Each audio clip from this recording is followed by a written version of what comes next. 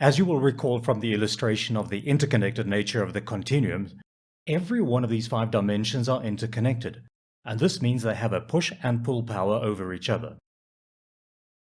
On their own, each of these power dimensions is something powerful, but they are not standalone entities. They are all interconnected, and this interconnectedness can be a power boost or drain on the whole system. When you get these dimensions to align, where they are not draining power from each other, but complementing one another, it becomes something very powerful in your life and in your hands as a leader. Interactive causality simply explains how everything in the mix is both a protagonist and a victim. Or put another way, each element can be the start of an interaction, but also be interacted upon by the others, setting in motion a series of interactive cause and effect events where the whole mix rapidly changes in dynamic, power, and balance. So, where does this interactive process start? Which one is the chief protagonist, and which ones are the victims? You see, it doesn't matter, because just the same as individual ingredients are mixed together when thrown into a blender, it doesn't matter who started the first collision or the fight. It's a war going on in this continuum where everything is blended together in one very different state than what they were before the blender was switched on. Now, in a strange quirk, this type of scenario applies to your life and the interactions you have with humanity around you. Possibly the best way to visualize this is to draw a parallel to the realm of physics. So here's a video that I think brilliantly illustrates the principle of interactive causality in action. What you will see is how, when one element triggers a series of reactions or cause and effect or effect and cause, it rapidly sends the entire system or continuum into an explosive state of reactions. When it comes to human interaction or expectations and their related dimensions, this video clip is a good example of the power that gets exerted between expectational dimensions when any one of the dimensions is triggered by an event. Take a look.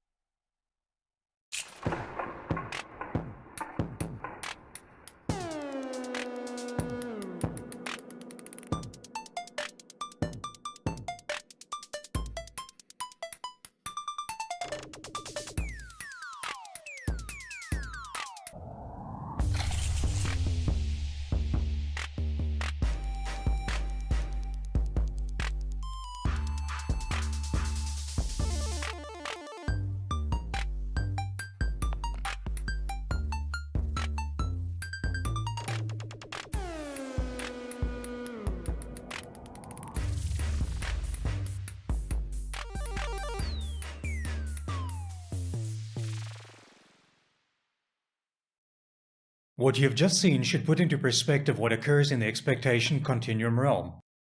Every expectation and the cluster of interconnected dimensions behave in a similarly explosive way when triggered.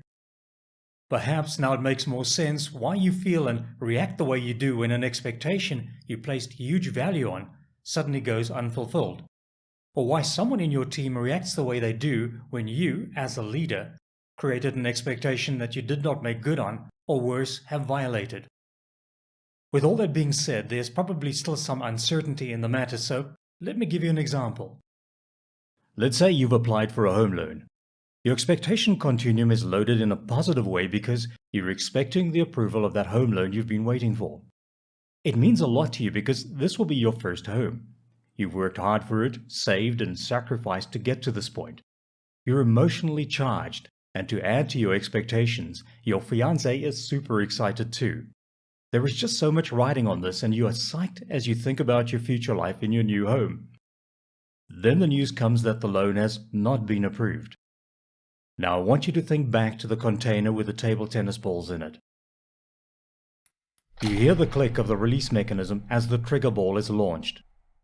As it lands in the container, it doesn't matter which type of ball it triggers next. It could be perceptions, emotions, purpose, or behavior.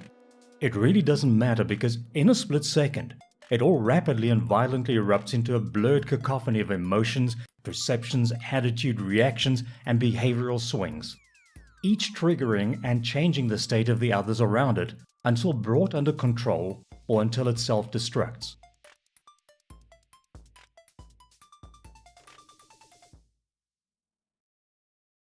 Back to the home loan news, and let's start with behavior.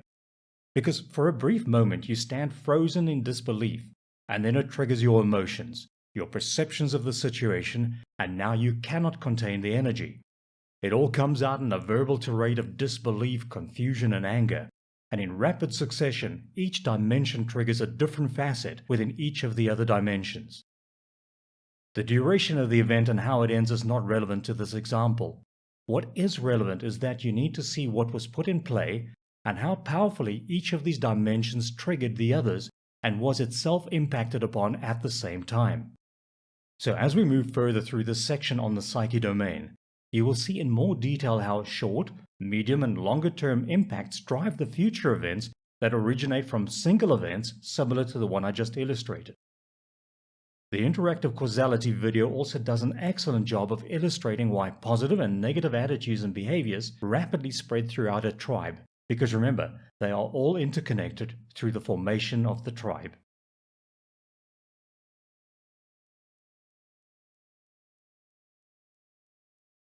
Now take what you know about the expectation continuum.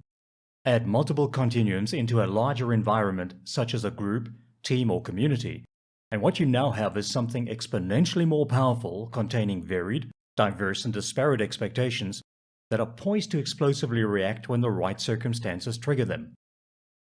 Interactive causality has just taken a quantum leap in magnitude, and the outcome of how this potential energy is used, and whether it will produce a positive or negative outcome, is entirely up to you and how you manage this realm of expectations. I'll expand on these 4 continuum dimensions in a minute, but for now, let's take a high-level look at what each of these power dimensions is about.